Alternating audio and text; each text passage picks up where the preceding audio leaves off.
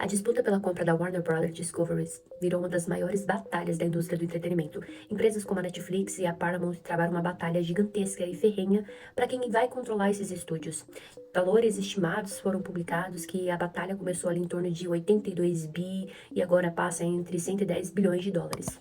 Mas a pergunta que a gente faz é por que empresas estão dispostas a pagar centenas de bilhões de dólares por uma simples produtora de filme? E a resposta você vai ver que não é só controle de cinema ou de meros filmes, é controle de narrativas, influência e principalmente cultura global. Nos últimos meses, uma verdadeira batalha começou. Primeiro, a Netflix ela oferece cerca de 82 bilhões de dólares pela compra da Warner.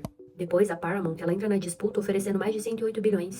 E, finalmente, uma proposta de 110 bilhões foi confirmada para aquisição. E essa fusão pode criar um conglomerado de mais de 200 milhões de assinatura. Isso aqui não é só negócio, isso aqui é uma concentração, principalmente de narrativa global. A gente precisa entender que a Warner ela não é apenas uma empresa ou um estúdio, ela controla um império cultural e entre os seus ativos estão HBO, CNN Internacional, DC Comics, franquias como Batman, Superman e universos como Harry Potter.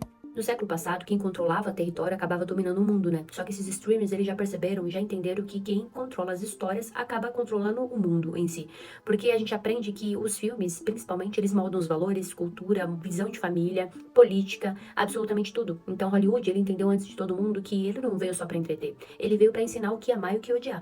Estudos mostram que as histórias, elas têm um impacto muito profundo no cérebro humano. E quando a gente assiste um filme, o cérebro, ele libera substâncias como dopamina, como ocitocina, e isso acaba criando conexões muito fortes e emocionais com as ideias. Então, quando a geração inteira ela começa a assistir e pensar de formas diferentes, sem perceber, muitas vezes está ligada com uma forma ou com que elas têm assistido ou com que elas têm reproduzido. Por quê? Narrativas repetitivas, elas podem produzir normalização, podem produzir uma mudança cultural e principalmente aceitação social.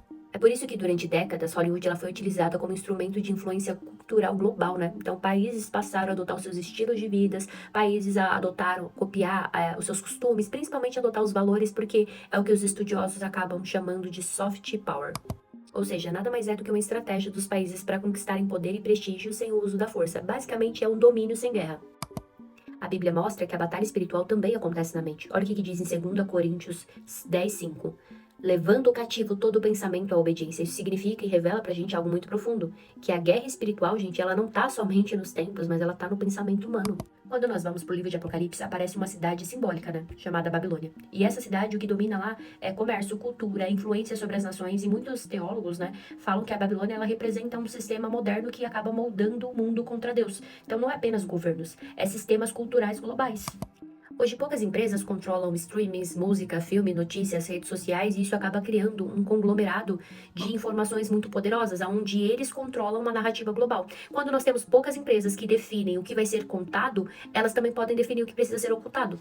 E a Bíblia já vem nos alertando sobre isso. Não vos conformeis com esse século, ou seja, não absorva pacificamente ou passivamente tudo que a cultura produz. E discernimento nesse período é muito necessário, porque aquilo que a gente consome acaba moldando o que nós somos ou iremos nos tornar.